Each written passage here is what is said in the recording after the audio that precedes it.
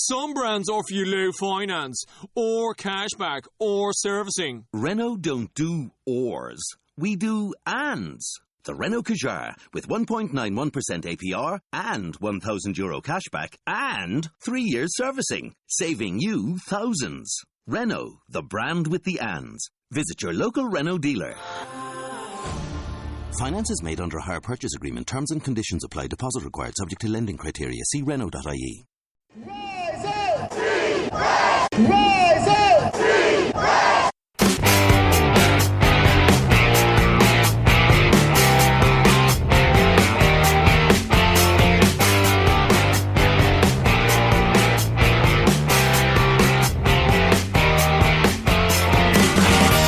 This is the Rise Up See Red podcast, all about the Arizona Cardinals and the NFL, featuring insider and outsider perspectives. Enjoy the best hour of Cardinals talk on the web.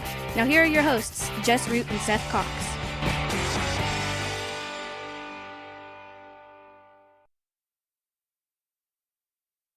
Hello, Arizona Cardinals fans, and welcome to the latest edition of the Rise Up See Red podcast, the best hour of Cardinals talk on the web. It's episode 208, and we are entering the bye week with, it's fantastic, an Arizona Cardinals victory. They pull out. It was a boring snooze fest for three quarters, but great fourth quarter. The Cardinals come back, win the game 18-15. We get the first Josh Rosen experience in terms of getting a win. I'm your host, Jess Root from CardsWire.com, part of the USA Today NFL Wire, covering the Arizona Cardinals, of course, and my co-host is Seth Cox from RevengeOfTheBirds.com, the Arizona Cardinals site from SB Nation. Seth, everything seems to be right-ish. It at least is not. It's not in a downward spiral, and it comes at a perfect time. Yeah, it does. It gives them, a week to continue to build on what was a strong effort, because strong effort defensively and strong offensive effort in the fourth quarter.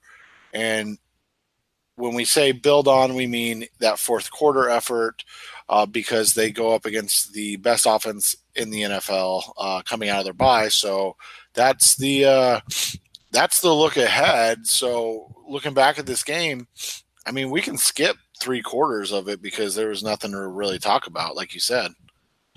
It was a perfect game for a Sunday afternoon. If you like to take a nap on a Sunday afternoon, you turn on the game, you watch it, you fall asleep, you wake up, nothing's really happened. Fall asleep, wake up, it's the fourth quarter, and it's still nothing's happened. And then you get really exciting football. It's kind of the joke that was going on in the press box between me and Eric Sorensen from Sports 360 AZ. But it was a good ending. That's not all we're going to talk about in this show. There's lots to talk about as the trade deadline has now passed. We're going to talk about our reaction to the trade deadline, or as we're going to learn, is obviously it's the lack of trades for the Cardinals. But there were trades around the league.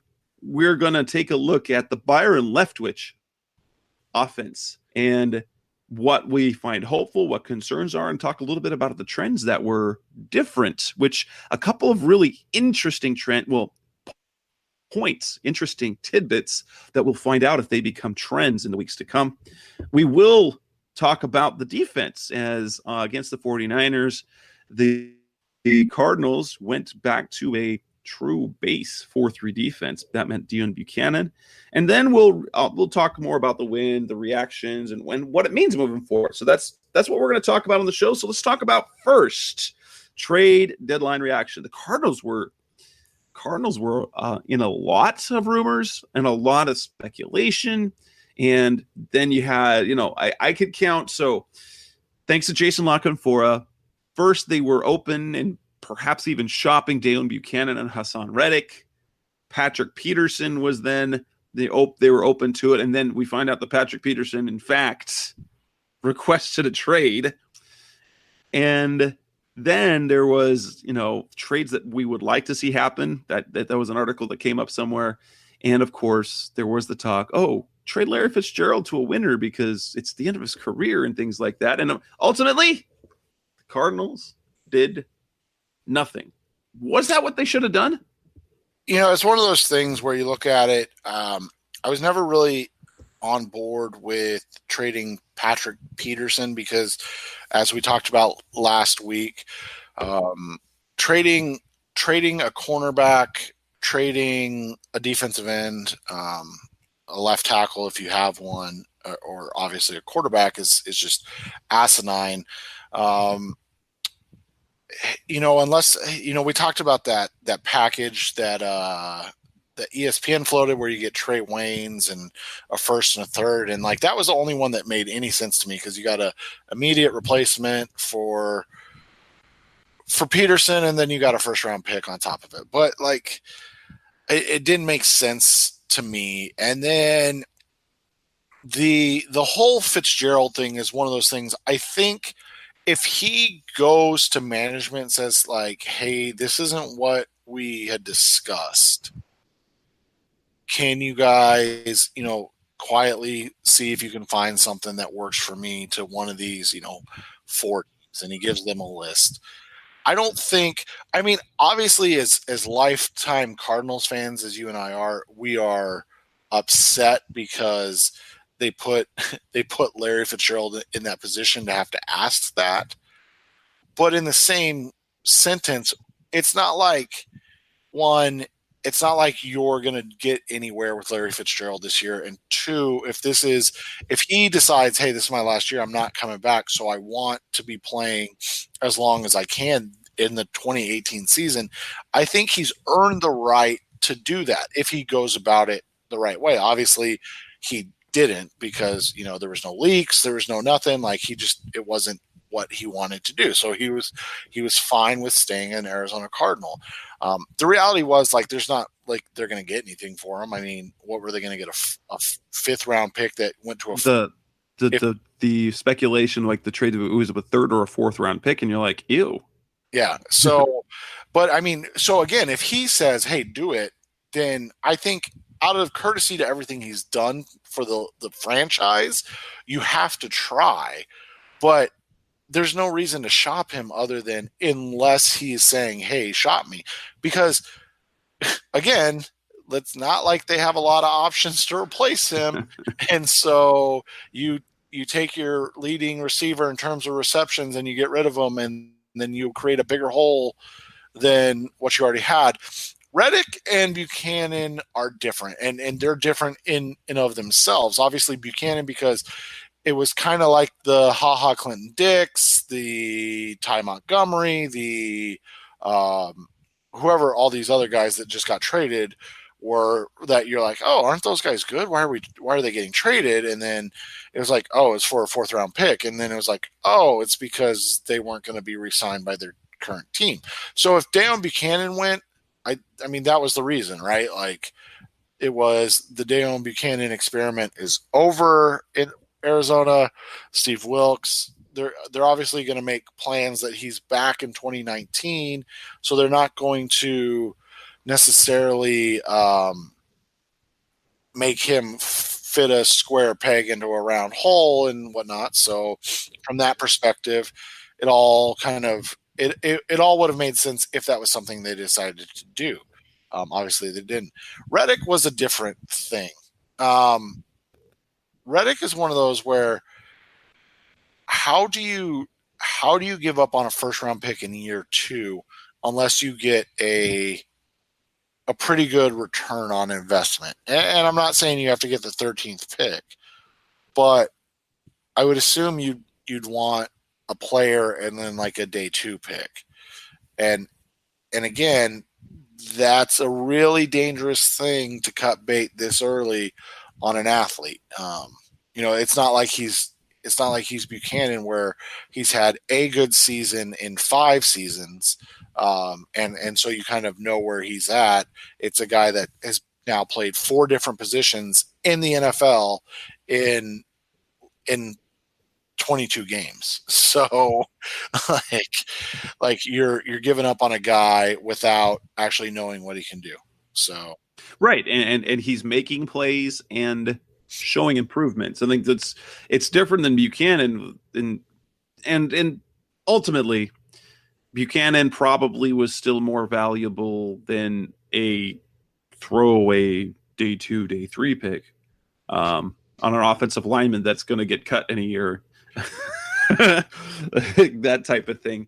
But yeah, Buchanan really would have been the only one that makes sense. And then obviously, if you look at the context of the team, you have a 2-6 team that's struggling on offense and defense. It's not like outside of Patrick Peterson, maybe, and Chandler Jones and some of those their best players that would be hard to deal and would be costly to deal for. On bad teams, you typically don't trade for players who aren't doing well on bad teams because they're part of the problem. So yeah, trade JJ Nelson. I'd love to trade JJ Nelson. What in the world are you going to get for JJ Nelson? A bag of slightly used footballs. Like a conditional 2025 7th round pick. Right. And conditional would be, yeah, exactly. I mean, that's the thing is Ty Montgomery is a guy that outside of last week had been a contributor to a successful NFL team. JJ Nelson has been a disappointment on a bad team. Right, exactly. So exactly. So it is what it is. Like, oh, you want Brandon Williams? Definitely. Right. So so that's the thing is like the Cardinals have like the biggest trade blocks or trade chips the Cardinals had were Patrick Peterson and Chandler Jones, but those are two positions you just don't trade unless they're guys that are on the wrong side of their contract. Like, and Peterson and Jones are still on the right side of their contract now. Right. And they're both on, like you look at today's market, great contracts for their positions. And you know, again, if Patrick Peterson wants out, I mean, it's one of those situations where you listen to offers, and if something blows your socks off, you do it because obviously he's unhappy. But at the end of the day, it's still your decision to make. Yeah. And some of the moves around the league were kind of fun, honestly. The trade deadline today, recording on a Tuesday as we normally do, the trade deadline felt more almost like NBA-like or baseball-like, where there were sort of some big moves. I mean, Demaryius Thomas is leaving the Broncos to go to the Texans, who play the Broncos this weekend. How fun is that? Yeah, that was an interesting one. You had obviously you had quite a bit of movement with like interesting, like competitive teams, right? Golden Tate. Yeah. Like, Golden Tate leaves a 3-3 or 3-4 Lions team. Like the Lions are fighting for a playoff spot. Obviously we talked about the Packers trading both Clinton Dix and Ty Montgomery. And it's like, holy crap. Like, why are those guys being traded? Those are good players, right? But, you know, you dig a little deeper. They haven't worked out this year, obviously. And the Packers are not what they expected to be. But when you look at it from the specs of like the Packers are a contending team because they have Aaron Rodgers, but they're not really a contending team, if that makes sense. Like Aaron Rodgers can carry them to a championship, but in the same breath, they're not a championship worthy team. And so at that point, you find ways to reload in the next season with your championship level quarterback, knowing that moving Clinton Dix isn't going to drastically change the outcome of the Packers season. Like, you know, obviously moving Ty Montgomery isn't going to change anything in the Packers season. So when you look at it from that perspective, they're big names, but they're not guys that are going to make a difference. Now, Demaryius Thomas going to Houston, that's a big move because Will Fuller just tore his ACL, and now the Texans kind of have a nice replacement. Golden Tate going to Philadelphia makes no sense whatsoever because he plays the slot, and that's where like Nelson Aguilar and those guys play. Like everybody expected the Eagles to get a running back, and they went and got another wide receiver, but you know, Golden Tate might be the best receiver on the team now. Right. So it's not necessarily a bad trade. It's like it's never bad to get good players, but sometimes you see stuff and you're like, what the heck? So the one move that I think is a very underrated move, especially because it affects the Cardinals, is the Rams, who really have, it seems, nobody as their edge outside pass rush, and they just got a very talented Dante Fowler, inconsistent, not super productive, certainly a disappointment in Jacksonville. But now you're going to put him in a Wade Phillips system, and guess what? He's probably going to be good because they've got the interior. Because now he's going to be on the outside of Michael Brockers, Ndamukong Suh, and Aaron Donald. So you automatically put some athleticism out there, and he's more talented than anything they already have. And so you just made that Rams team good. I mean, they're already. I mean, the Rams are seemingly. They're just buzzsawing through everyone right now, and they're not 100% healthy, and they just added talent on defense too. So I think that's a really underrated move. I don't know what that does for Jacksonville, but they're kind of a mess this year too, which is disappointing because I love me some Blake Bortles, as you do too. And it's one of those you'd like to see Calais in on a solid note, and it's not going to happen, it looks like. But it's one of those seasons where it sucks to suck this year, because it's definitely like there's definitely the great team right now in the Rams, and then like you look at the AFC and I would guess it's a coin flip between the Chiefs and the Patriots, because I mean, my goodness, that game a couple weeks ago was so good.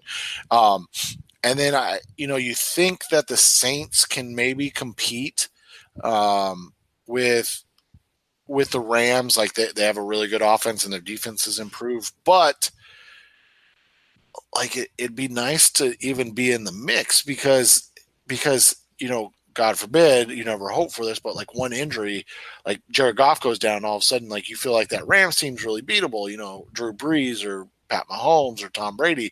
And so it's not like last year where it was just a wide open, or just a bunch of really good teams. This year it's like it seems like there's 4 great teams and then a bunch of teams that are interchangeable at this point, depending on the week. Right, and that's what makes this trade deadline really interesting. It would have been nice to have gotten some picks, but again, it's not like the Cardinals had anyone that you would want to trade. Yeah, exactly. I mean, that's the other thing. They don't. They either are just getting garbage picks and just dumping people, or I mean, really, you don't think that the Sam Bradford wouldn't have been a better option in Buffalo? Oh, I know, right? Poor Buffalo, though. Oh my gosh, and yes, and Derek Anderson starts on Monday Night Football and gets a concussion, and now they're going back to Nathan Peterman. Dude, Cardinals should have made a move there and traded Sam Bradford, or even Mike Glennon, right? Yeah, like just give them something. Let's be honest. No, that would have been a bad move because Mike Glennon is the next Drew Stanton. So let's keep him around. He's supposed to be the Josh Rosen whisperer, and ideally when there's some magic comeback that he can be the super dancer with the long neck, like Drew Stanton on the sideline. Exactly. Anyway, with that. Coming up next on the Rise Up C-Red podcast, the best hour of Cardinals talk on the web, we're going to talk about the offensive side of the ball. We're going to talk about the Byron Leftwich offense and the Cardinals and, what it means, what happened, what was different than Mike McCoy. And that's coming up next on the Rise Up C-Red podcast. I'd like to remind you all of our friends over at Harry's.com, continuing to talk about them just because for those of us who shave on a regular basis, which is pretty much most of us, what we shave with matters, whether you use an electric blade, or if you pay a lot of money for the brand names, or you use the disposable blades. Let me tell you that Harry's is a fantastic option. I made the switch myself, and I use the electric blade because I used electric razor for a long time, and since going back to the blade, I don't know why I did it, but I know why I did it, because The expensive blades, they're really expensive, and the disposable blades are pretty much garbage, in my opinion. So going to Harry's gave me the balance of value and quality. They've got quality blades. It's a wonderful, close, smooth shave, and the shave gel they have is absolutely fantastic. Smells great, feels great. It's high quality razors. They've got a factory that's been making the highest quality blades for the last 95 years. And the Harry's blades are roughly half the cost of the name brand. They're just $2 per blade compared to $4 or more. And so, as always, we've got this trial offer for you guys, for our listeners. Get a $13 trial value that comes with everything you need. It comes with the handle, comes with a 5-blade razor, comes with the shave gel, comes with the travel blade cover. And you can get that trial set, redeem that at harrys.com/cred. So make sure to go to harrys.com/cred to redeem your offer, test out those blades, and let them know that I sent you to support the show. Some brands offer you low finance, or cashback, or servicing. Renault don't do ors. We do ands. The Renault Kadjar with 1.91% APR and €1,000 cashback and 3 years servicing, saving you thousands. Renault, the brand with the ands. Visit your local Renault dealer. Finance is made under a hire purchase agreement. Terms and conditions apply. Deposit required, subject to lending criteria. See Renault.ie. We're back on the Rise Up C-Red podcast, the best hour of Cardinals talk on the web. And we now circle back to the actual game itself. And other than how things ended, it comes up with a win. We want to focus specifically on offense, because this was the debut of offensive coordinator Byron Leftwich since he was promoted from quarterbacks coach after the firing of Mike McCoy. So McCoy's out. Leftwich is in. He's still got the same personnel, and truthfully, he's got to run with the same playbook, at least the first week. What did you see from that offense? I saw, like you said, a lot of the same. I mean, obviously, there wasn't an integrated offense yet, but you saw a lot of similar things. I thought you saw a little more zone running schemes, which you saw help David Johnson be able to, kind of balance and move a little bit, find the gaps instead of being that kind of bludgeoner that we've talked about that he's not. I saw some bad concepts along the offensive line still, which is unfortunate. But again, I think as much as we want to rip on Mike McCoy, there was a lot that wasn't on him, and the offensive line struggles are clearly not on Mike McCoy. But when you look at the fourth quarter, and you look at what the Cardinals did in the fourth quarter, I think you saw a team that's got talent, and you see a team that, if used correctly, can be a competent NFL football team. And I'm not saying that they're a good NFL football team. Like, there's a difference between good teams and what the Cardinals are. But they can be competent, and competent in the NFL just means watchable on Sundays. And right now, for 3 quarters, the Cardinals were not watchable. I mean, you kind of joked about it, like, take a nap, do anything else, go for a walk, do some chores, clean up your honey-do list, like whatever it is, do any of it. Don't watch Cardinals play football, because it's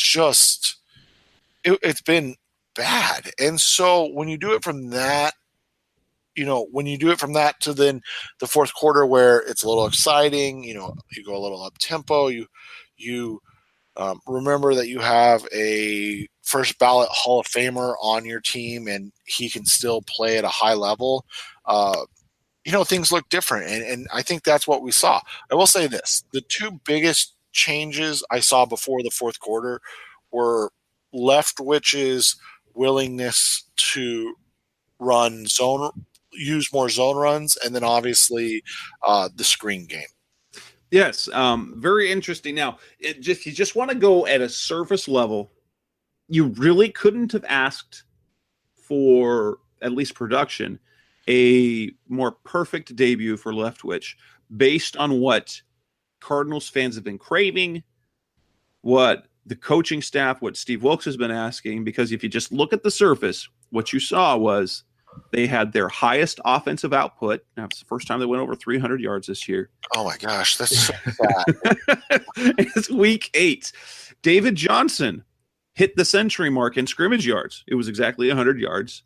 So it wasn't great, but it was fine. So 100 yards from scrimmage. Larry Fitzgerald got over 100 yards receiving. He had the season high in catches, a season high in receiving yards. He scored a touchdown. So they ended up with 3 drives of at least 60 yards. And they, other things, they had even amount of snaps. They had the same amount of offensive snaps as defensive snaps. And so you really kind of got, and they won. And so on the surface, ultimately, you got exactly what you're looking for. Now, if you dig a little deeper, obviously the running game wasn't ideal. They got 88 yards on the ground. David Johnson still run, 16 for 59. It's nothing to write home about. It's still less than 4 yards a carry. But, the numbers that stood out were shared by Pro Football Focus, and that is they'd had 23 screenplays in the first 7 weeks. So about 3 1/3 they were averaging per game. They had 10 screenplays against the 49ers. The other one that was interesting is that 50%, so it isn't necessarily that they were targeting down the field more, but so they were throwing short and they were throwing a little longer. One of the more frustrating things, especially early in the season, was the fact when you see, especially like on 3rd down, 3rd and 7, 3rd and 8, and they throw the ball 3 yards short of the sticks. Cardinals on 50% of their throws targeted beyond the sticks. So they were throwing for first downs, more, which was 12% higher, 11.5% higher than it was before. And so there's some really interesting metrics there that I don't know if we can say that's a trend. We can't say it's a trend yet. 1's a point, 2's a trend, 3's a pattern, something they say on the radio. But at least we get something to look forward to. So we're seeing more zone reading. We see more zone running. We see screen plays. We see more attacking the first down. So trying to get actively those first down with the throw rather than with yards after the catch. And you also see David Johnson used more in space. Now, he was not lined out at wide receiver as much as he was in 2016. And we still did not see really anything with him and Chase Edmonds. That happened on one play. But you did see heavy David Johnson usage in the game. He left out of the game for a concussion for evaluation of the concussion. I can't talk today. And he still played 53% of the snaps, 53 of the 66 snaps he was in the game. And that was even missing basically an entire drive. Yeah, and so one of the things that we talked about was how were they going to use David Johnson, and so I dug up the stats, and they'll be out. So before this is out, they'll be out on Revenge of the Birds of like the projected stats for the year for a lot of these guys. But so it's crazy to look at David Johnson, right? Because coming into this game, he was averaging less than 3 catches a game. And so after this game, it's still not great. It's not like we're talking about he's David Johnson again. But he's averaging, now a little more. He's only on pace for 48 catches on the season. That's just insane to think about, right? But so he had 41 yards receiving, and that ties for his most yards receiving on the season. I don't think they targeted him enough, but I do think that they were more thoughtful with their targets, if that makes sense. Right. And he still was not used vertically at all because his catches for his targets were all right around the line of their screens and right around the line of scrimmage. But when you're looking at his usage in games, and so like you go for the whole season, the first game, 14 touches, second game, 14 touches, third game, 16 touches. The Seattle game, he had 25 touches, so that's more what we expected. 20 touches, 17 touches, and then he had 20 touches again. So again, like, it's not optimal usage still, like it's not there, but we're talking about, like, we're seeing a trend in the right direction. So, to give some credit to McCoy now that he's passed, he started to at least look competent in, like, at least getting the right amount of touches to David Johnson. It's not like he was doing it well still, but at least he was getting the proper amount of touches going in that direction. Yeah. I think when we talk about Mike McCoy, the passing concepts weren't bad. The execution was bad. The running concepts this week, if you go to the next gen stats on NFL.com, you can see that David Johnson's carries were much more balanced. There was more of a variety than there has been. They still did a lot of inside runs. That is still, they did a lot of, hey, run up the middle, but there was the option because of the blocking scheme. There was the option for him to bounce it out, and he did that. He did that a few times, so it looked much better. Interesting again to see what happens moving forward. Does that spread out a little bit more? And they had an interesting thing. A couple things that we note is they did some window dressing, as they called it, for some formation. TJ Logan, active only for the second time this year, was on the field for a play, and he goes in motion. And so that in the playbook, there's the option for him to get that jet sweep, or they can have a couple of plays that build off of that. You saw J.J. Nelson getting more use, not any more production. He was used on the jet sweep once. He basically dropped a beautiful throw by Josh Rosen, which would have been a touchdown. And he drew he's good for drawing pass interference plays down the field. The crazy thing about that play is if he keeps running, he probably catches the ball. But he goes back to it and tries to leap up and get it. And I hate saying stuff like this, but he's such a bad receiver. Like, just in terms of like what he's like receiving technique, that he doesn't understand those type of things. And so, yeah, it was like, man, just keep running and you can't. Oh, well, it is what it is. Maybe, but hey, at least it turned into a positive.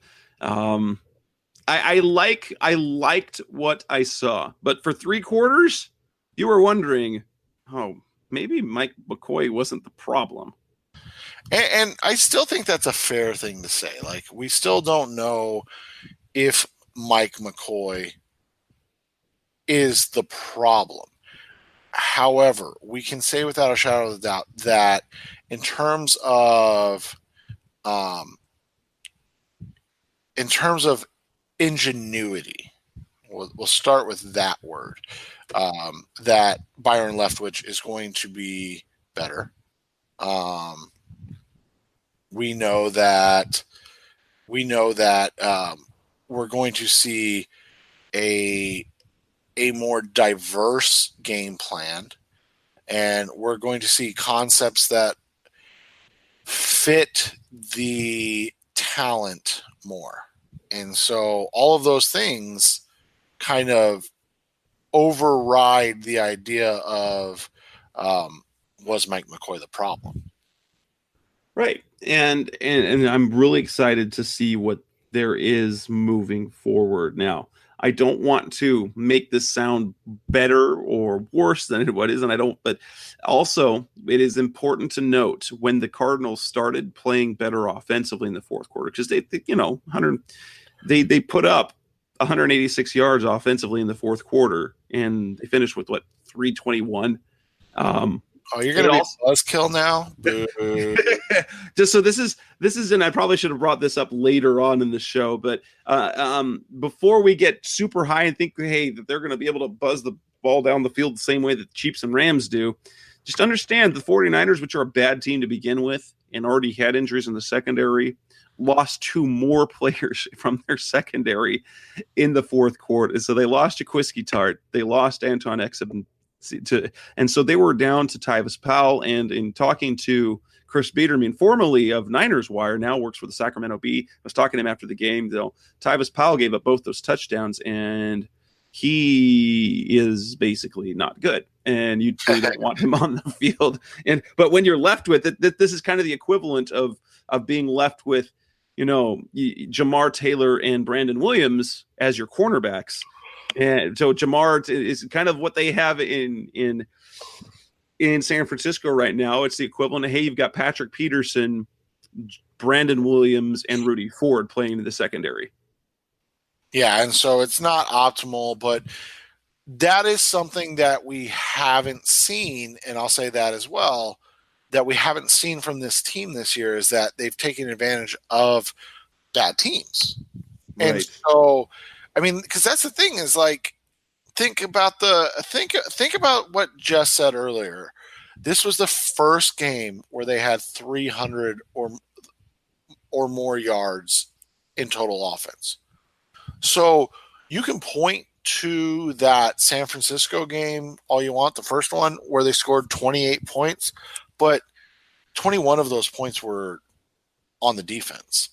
I mean, in a good way. Like, you had obviously the fumble return for a touchdown, but then you had 2 turnovers caused that gave the offense short fields. And so you didn't have to ask very much of that offense to get in and score.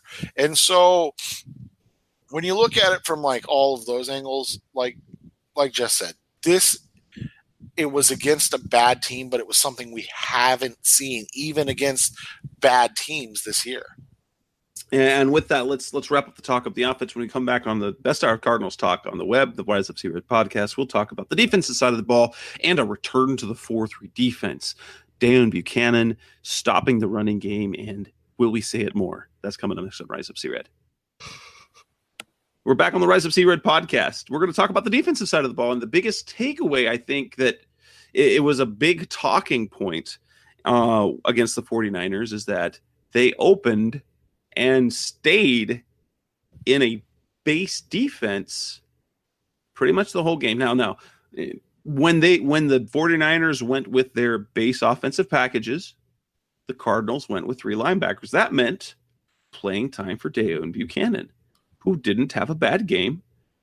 Now, Steve Wilkes, what he said the reason was this. It was because they played nickel against the 49ers before. They wanted to kind of change things up, knowing basically to play a trick on them because San Francisco would be practicing against nickel. They wanted to perhaps match up a little bit better to the 21 personnel that San Francisco runs, because they run a lot with a running back and a fullback, which is even though the fullback is still in the league, most teams that have them don't use them very much. Kyle Shanahan and the 49ers do a lot of things out of 21 personnel, more probably than anyone else in the league. Do you buy that that's why they did it? Buchanan comes back, and he said, that's what you're going to try and pigeonhole me to say, is that we switch back to the 4-3. We switch back to 3 linebackers and it worked. And that's, why didn't we do it sooner? What's your take on that? I don't think there was I think the first thing is it was out of necessity because they don't have another safety. I mean, they just signed Eddie Pleasant. Was that the guy's name? Mm-hmm.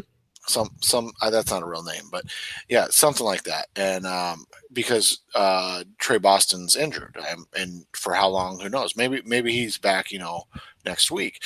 And so when you look at that, it just became a battle of hey, let's be completely honest with each other at this juncture, and that Rudy Ford and Eddie Pleasant are not as good of football players as Dale Buchanan. So let's just play Dayon this week and kind of go with it. I can respect that. Like as a coach, if you're making those decisions, if you're making those calls, like you have to acknowledge how to get the best players on the field. Now, I'm never going to agree with Wilks in what he wants to do because his system is predicated on having super talented linebackers, and he doesn't have super talented natural linebackers. And so when you look at it from that perspective, it's on Wilks to adjust his defense. I'm with him 100%. Like even in youth football, you can have and create fantastic schemes and plays, but if you don't have the talent to use it, it's useless. And so at some point you have to get your mind around the fact that your scheme is not talent transcendent, but it is in fact talent dependent. And I like Dayon Buchanan, I like Hassan Reddick, I like Josh Bynes, but let's not kid ourselves that the drop off from Luke Kuechly and Thomas Davis to those guys is quite the drop off. It's basically the drop off from Carson Palmer to Blaine Gabbert. I mean, that's the steepness of that drop off when you're talking about Steve Wilks' defensive scheme. Again, and for me, here's the thing. I will believe. I don't like to just plain disbelieve something that a coach says. So if Trey Boston is healthy, maybe they do more of this traditional base 4-3 and Buchanan plays. However, the reality is that just 1 week ago against the Denver Broncos, they had the chance to put Buchanan out there, and they didn't, and instead went with the regular safety rotation. Basically, instead of moving multiple people around, they just plugged in Rudy Ford in for Trey Boston. And how did that go? Not well. And Wilks lost all faith in Rudy Ford, as evidenced on Sunday when they played. And even when they went nickel, it was not Rudy Ford that came in, but rather Bené Benwickery moving from corner to safety and Jamar Taylor coming in at cornerback. So it was, I think, every bit schematically and in terms of game planning, even though there might have been an element to that, I'm not going to say that that's a lie. Right. He's not, I wouldn't say he's lying. I would say that he was forced to change what he wanted to do. Right. On his available personnel. Trey Boston's healthy. We probably don't have this conversation because Trey Boston plays. And I understand the notion why. I understand that because, and this is what I was talking over, and I'm going to write about it, so you'll probably see it, is that the supposed scheme or this personnel package problem that the Cardinals have, or the fans believe they have, or the media believe they have, this conversation never takes place at all. In fact, this question never happens if Dayon Buchanan plays well in week 1, because they went traditional.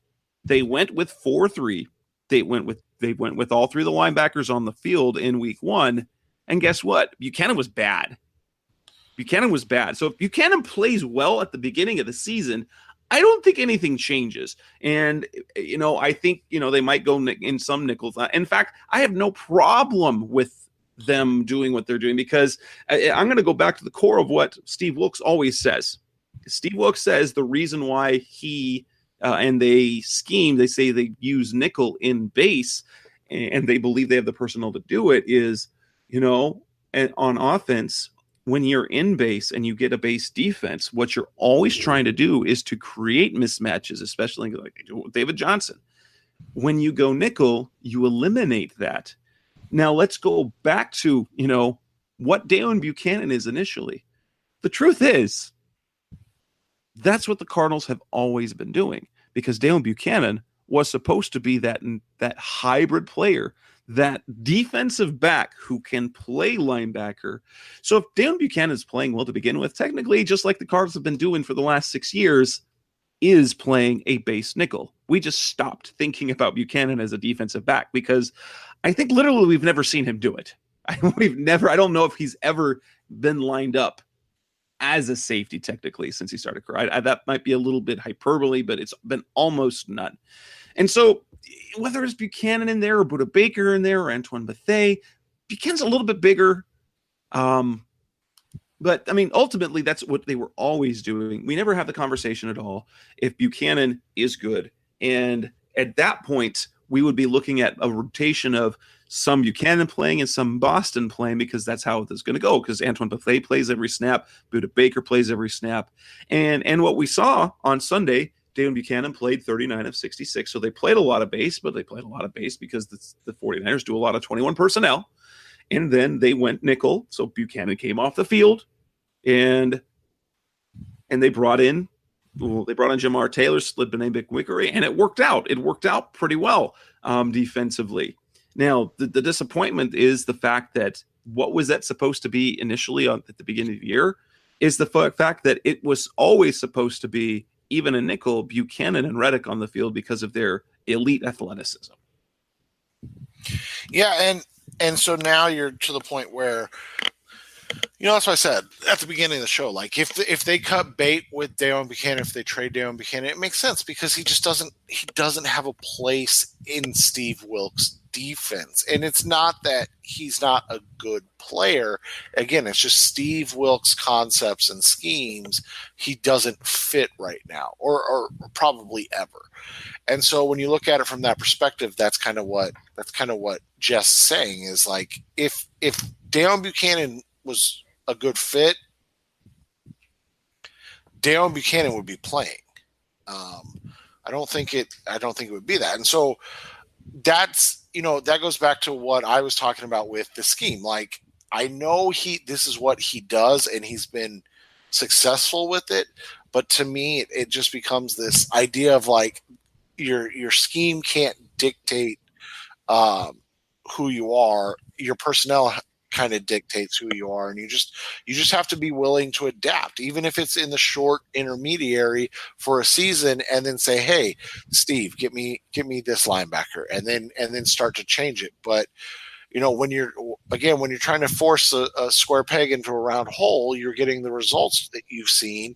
And then when something changes, allegedly, and you go to a base and you have success, everybody's going to come out and say, Coach, why wouldn't you have gone to base sooner? But I think it goes back to what Jess said at the beginning with the offense over the defense. The San Francisco 49ers aren't exactly good offensively. They don't have very much talent offensively. And I would say they're schemed very well and coached very well.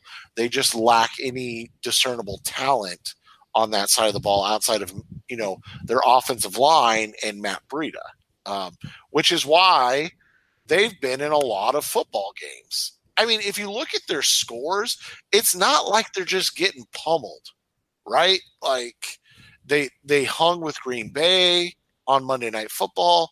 They played well against LA. Obviously, against Arizona, they probably win that first game if CJ Beathard isn't going all Jake Delhomme on them.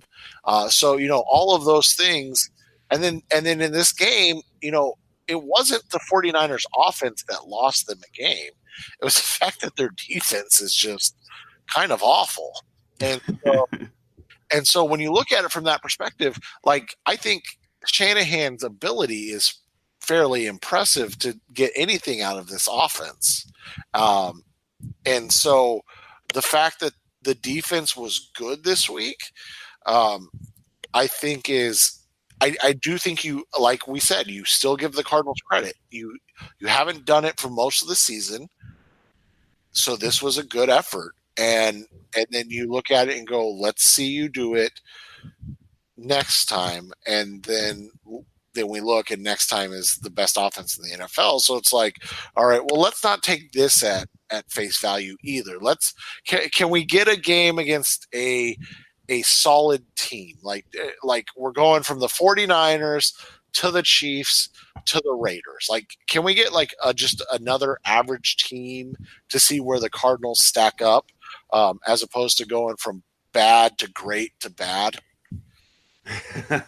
that would be so. But now moving forward, it'll be interesting to see. Do they do this more? I think we will see this a little bit more against the Chiefs, simply because they will run some things out of 21 personnel. And so Buchanan probably will get some playing time. It's just a matter of, what does a rotation look after that? And with that, we will move on to the final segment of the show. Coming up next on the Rise Up See Red podcast, the best hour of Cardinals talk on the web. We'll wrap up any thoughts that we have for the team moving forward and with the win. That's coming up next on Rise Up See Red. Some brands offer you low finance, or cashback, or servicing. Renault don't do ors.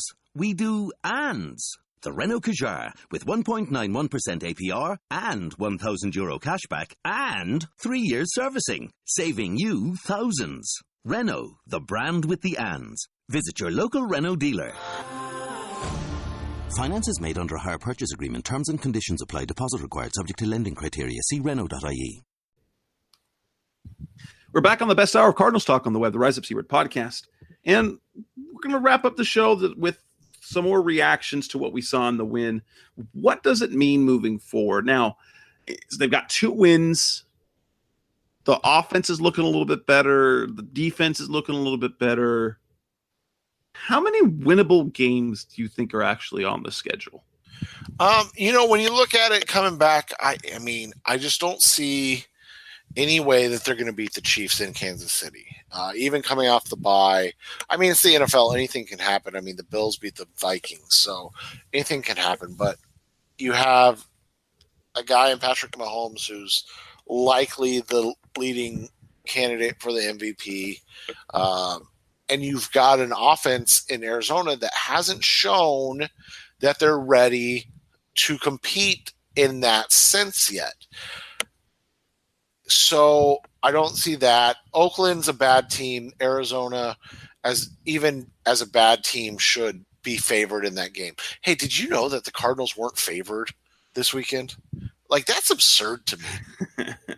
Because, San Francisco's awful. And it's on the road. And they were 1.5 point favorites. Yeah, it's crazy. It really is crazy. But hey, at least they're the Cardinals won. Again. They won the game and they beat the spread one more time. So that's the 4th time. I think they're 4-3-1 against the spread this year. Yeah, but you look at the Raiders. They're in the playoff. They're in the spread playoff mix. If we're going to go with that. Exactly. But then you look at the rest. They've got to go to Green Bay. They've got to go to Atlanta. They got to go to Seattle. They have LA coming to Arizona. So when you look at it, I think there's 2 games that I would say, hey, those are wins, and that's Oakland and that's Detroit at home right around sometime in December. And then there's always a game in every season where you go, oh, they got no chance, and then they win. So I think this team wins 4 to 5 games. I think they go 2-6 or 3-5 on the back half. I was looking at the 2018 NFL draft, and I wrote about this for tomorrow. But if they finish 4-12, which is a bad season, there's no other way to sugarcoat it. But if they finish 4-12, that was the 4th pick in the draft last year. 5 wins puts you in that 5, 6, 7 range. So I think even if they get to 5 wins, I think you're still looking at a top 7 pick in the 2018 NFL draft or 2019 NFL draft. And, I think obviously stacking wins is good, but if you're going to finish, 8-8 or worse, I would rather, finish where you can get a game-changing talent at one of the numerous positions of need that they have. And yes, you look at the schedule moving forward for me, you say the Raiders game, that should be a win because the Raiders aren't really trying to win as an organization. That's a great point. They've gone out of their way to trade their best defensive player and probably their best offensive player. And they're sure they've got a plan in place, and their other best offensive player, Marshawn Lynch, is done for the year with a groin injury. So I mean, it's not just the trades; like they're legitimately like going out of their way to tank. Now the Lions, I mean, they just traded away Golden Tate, so they lose a talented player, and the Lions the Cardinals have the Lions number. They just beat them consistently. So, and those are two of their three home games, their three remaining home games left on the schedule. So.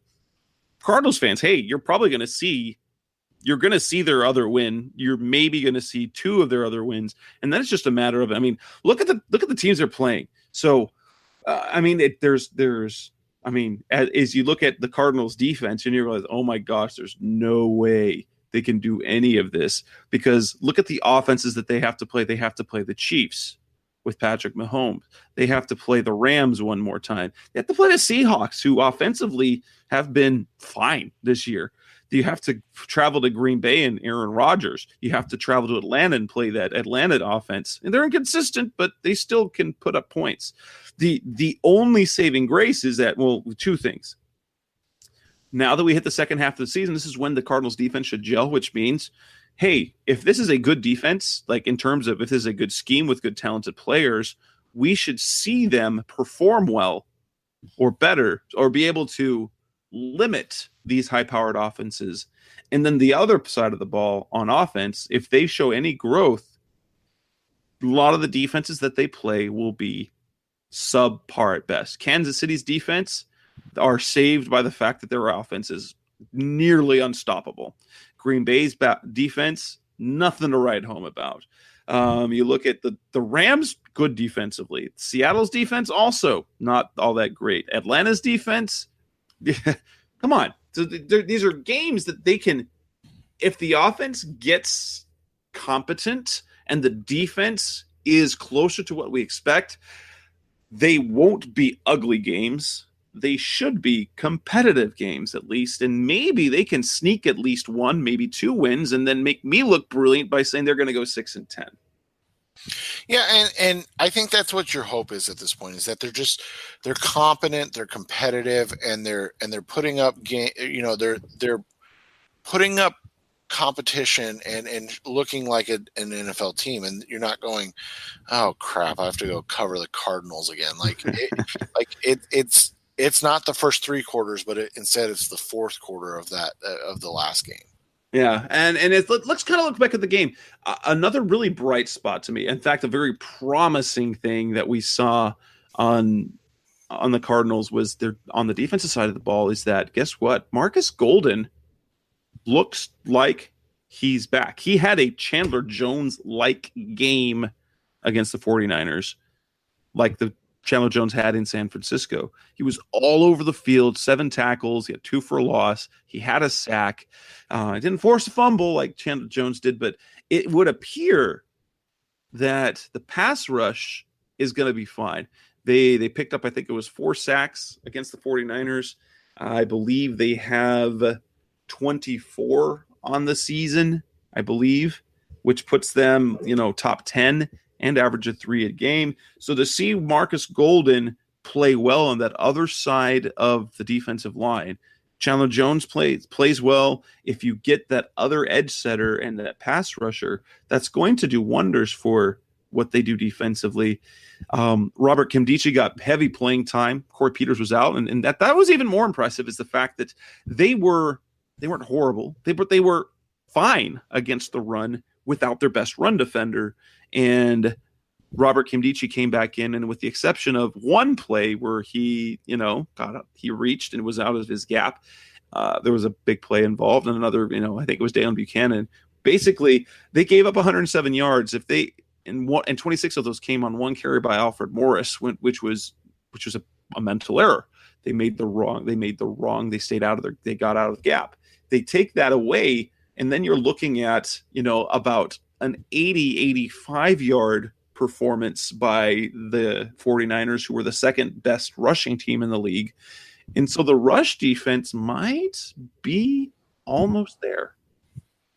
Yeah, and that's the hope, is that they're really close, and they are able to take the next step over the next couple of weeks. That's why I said, though, is that's the problem, is you don't have any consistency, and not that you can control the schedule and stuff like that, but you have no consistency in the teams you play. So you're coming in and you're going, oh crap, like it's like you said, it's going to be nearly impossible to stop the Kansas City Chiefs. And so you look at that and you go, okay, well, you don't want to say chalk that up, but you're going, okay, we need the offense to step up that week. And then, like I said, you get the Raiders. So that's good for the defense. Like, it should allow you to rebound and kind of get back on track. And so those are the things that are going to be interesting to watch, is like, can they, like, this sounds really stupid to say, but like, do they hold the Chiefs under 30 points? Because if they do, you consider that a successful day at the office. Right. I mean, that's a win, and maybe what you can hope for is, 2 turnovers to kind of limit. That way, you take away 2 scoring drive opportunities. Mahomes has been pretty amazing. And I'm actually super excited to watch this game, because Mahomes is incredibly exciting to watch, and to have Mahomes and Rosen on the field they're not going to be on the field at the same time, but a game in between 2 quarterbacks that are very promising is exciting. It is, and that's what should be fun about it. You're going to walk in and you're going to hope that things go their way, and that they play at a high level, and they look competent, and that they're a team that you're excited to at least watch, even though you know that they're probably not going to compete, or not, I shouldn't say that they're not going to win very much. They're still going to compete. And with that, we will wrap up this edition of the Rise Up Sea Red podcast. We'll be back in a week. The Cardinals don't have a week game, so at least they won't lose this week. Hopefully no one is that guy, and they stay out of trouble the weekend, because the Cardinals did give them an extra day off. So they had a practice on Tuesday. They were going to practice Wednesday. They will not. They had practice canceled, and so they are off until next week. So hopefully nothing bad happens. And so when we come back next week, we will kind of do our mid-season review.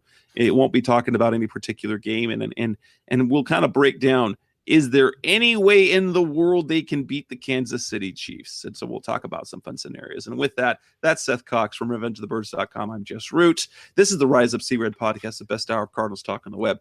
Thank you for listening. Thanks for listening to the latest edition of the Rise Up Sea Red podcast. Listen to previous episodes and subscribe to the show on Apple Podcasts, Stitcher Radio, Audioboom, or many other podcast platforms, so shows are delivered directly to your mobile device. Please give the show a 5-star rating, and always support the sponsors who support the show. We'll be back soon for the best hour of Cardinals talk on the web. Rise up, Red Sea, be Red Sea Red, and of course, Rise Up Sea Red.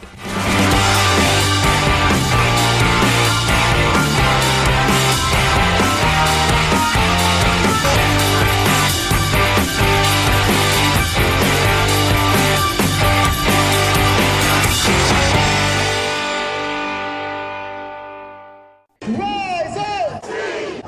Rise up! Rise up! Rise up! Hey, sports fans, football season's here, and it's time to get in on the action with MyBookie. MyBookie is the industry-leading sports betting website that offers real Vegas odds on football, baseball, and all your favorite sporting events. You can take a side, the total, or even fantasy points props. MyBookie lets you bet online and win big. Did the game already kick off? Don't sweat it. MyBookie has in-game live betting on every major league and event, even esports. There's no better time to join MyBookie than today. Go to MyBookie to open an account and start winning. Use promo code CHAMPION when you register for your account and get a 100% sign-up bonus up to $1,000 on your first deposit. Bet today. Visit MyBookie's website or call 844-866-2387. That's 844-866-2387. Check them out today and use promo code CHAMPION for a 100% bonus. Terms and conditions apply for entertainment purposes only. Void where prohibited. Some brands offer you low finance, or cashback, or servicing. Renault don't do ors. We do ands. The Renault Kadjar with 1.91% APR and €1,000 cashback and 3 years servicing, saving you thousands. Renault, the brand with the ands. Visit your local Renault dealer. Finance is made under a hire purchase agreement. Terms and conditions apply. Deposit required subject to lending criteria. See Renault.ie.